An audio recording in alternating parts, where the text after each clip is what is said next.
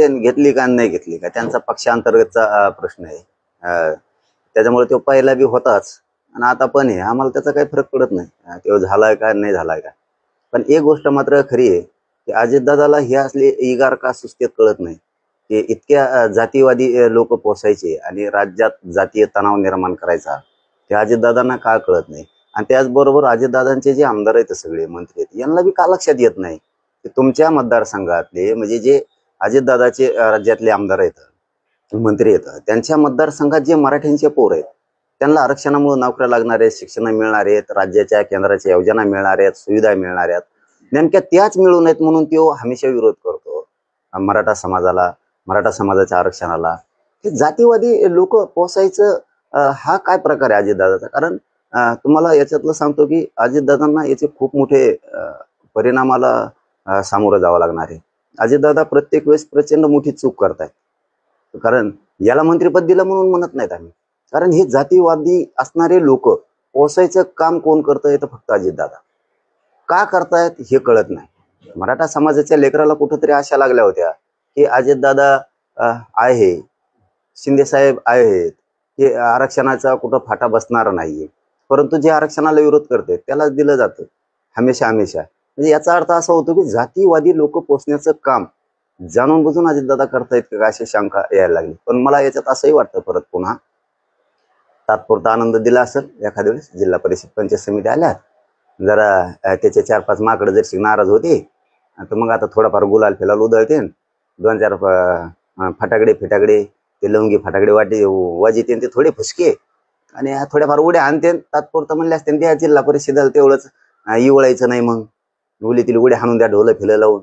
मला वाटतं ते तात्पुरता आनंद असेल त्याचा, घे म्हणा, काय फरक पडत नाही त्यांनी. आणि तो किती असला आम्हाला काय फरक पडत नाही. पण मराठ्यांना मात्र सांगतो जर असं होणार असलं हमेशा मराठा आरक्षणाचे मारेकरी अजितदादा करून जाणीवपूर्वक घेतले जाणार असले, जातीच्या गुंडाच्या टोळ्या चालवणाऱ्यांना मुद्दाम मंत्रिपद अजितदादाकडून दिले जात असतील, बळ दिलं असतील तर मराठ्यांना सुद्धा या पुढच्या काळात एकजूट राहावं लागणार आहे सगळ्या पक्षातल्या.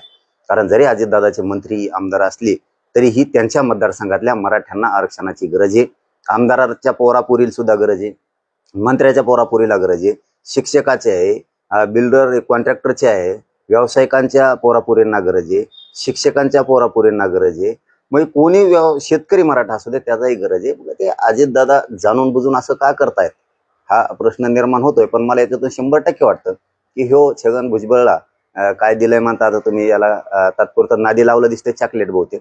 मला 100% वाटतंय की तात्पुरता आनंद आहे त्याला जिल्हा परिषद पुरतं दिला असेल, हाना म्हणले असेल थोड्या उड्या आणि पुन्हा त्यांचं विरजन पडल. 100% पुन्हा त्यांच्या आनंदावर विरजन पडन असं वाटतंय. शंका तीच आहे, तात्पुरतं दिलंय.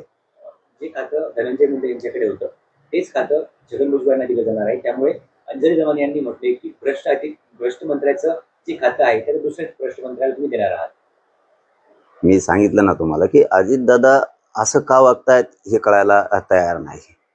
कारण कुठंतरी पोरांना वाटत होतं मराठ्यांच्या की चला अजितदादा आहेत, शिंदे साहेब आहेत, भाजपमधले अनेक शेकडो मराठ्यांचे आमदार मंत्री सध्या एका बाजूला आरक्षणाच्या बाजूने की मिळाला पाहिजे गोरगरिबांच्या लेकरांना. पण हे जातीवादी लोक पोचण्याचं काम अजितदादा का करतायत ही मात्र मोठी शंका आहे. कारण अजितदादाला याची मोठी किंमत मोजावी लागणार आहे. 100% अजितदादांना याची खूप मोठी किंमत मोजावी लागणार आहे. कारण त्यांचे जरी आमदार मंत्री असले तरी त्यांच्या मतदारसंघातल्या गोरगरीब मराठ्यांना आरक्षणाची गरज आहे आणि जो विरोध करतोय त्याला जाणून बुजून दिलं जातंय. अजितदादाच्या सगळ्या आमदार मंत्र्यांनी विरोध करायला पाहिजे होता की याला देऊ नका, हा जातीवादी प्रचंड.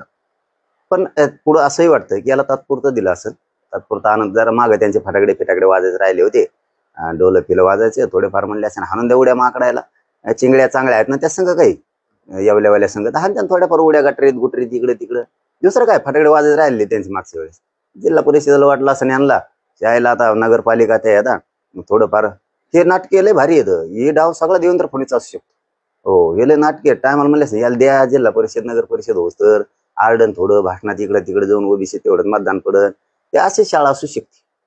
देवेंद्र फडणवीस काही ना काही सहभाग असतो, काही नाही 100% असू शकतो. काही नाही ते.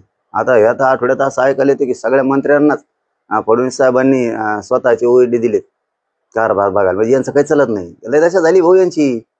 तुम्हाला जर नाव सांगायचं ठरलं ना राजेशाहीत वागलेल्या लोकांची सुद्धा दशा झाली. हे बघा, राजेशाहीत हटत होते अशोकराव चव्हाण साहेब, मुख्यमंत्री होते, दशा काय आहे? नारायण राणे साहेब मुख्यमंत्री होते, काय दरारा होता, काय दशा आहे आता? विखे पाटील साहेब, असे किती सांगू तुम्हाला नाव, शेकोडाने असते. हे 2-3च घेतलेत म्हणजे हे 2-3 नाहीत. चांगले चांगले मुख्यमंत्री निलंगेकर, आमचे राणा साहेब, किती नाव सांगत मला काही कळत नाही. असे की किती मोठमोठाले घराणे होते, काय दशा केली त्यांनी. म्हणजे मराठे द्वेष आणि मराठे संपवण्याचा विडा हे फडणवीसने घेतलेला आहे. आणि हे मात्र मराठ्यांच्या सगळ्या पक्षातल्या आमदार मंत्र्यांना कळलं गरजेचं. खूप येत अशा, ते मान्य नाही करणार, कारण तिथं राहायचंय, मंत्रिपद घेतलंय, आमदारकी मिळाली, ते मान्य नाही करणार. मी जे बोलतोय, पण मनातली मनात छातीवर हात ठेवून ते त्यांना विचारा, किंवा ते मनातली मनात 100% म्हणत असेल हाय ते सगळं खरं आहे. एवढे मोठमोठाले लोक आहेत, ते लहान नाही आहेत.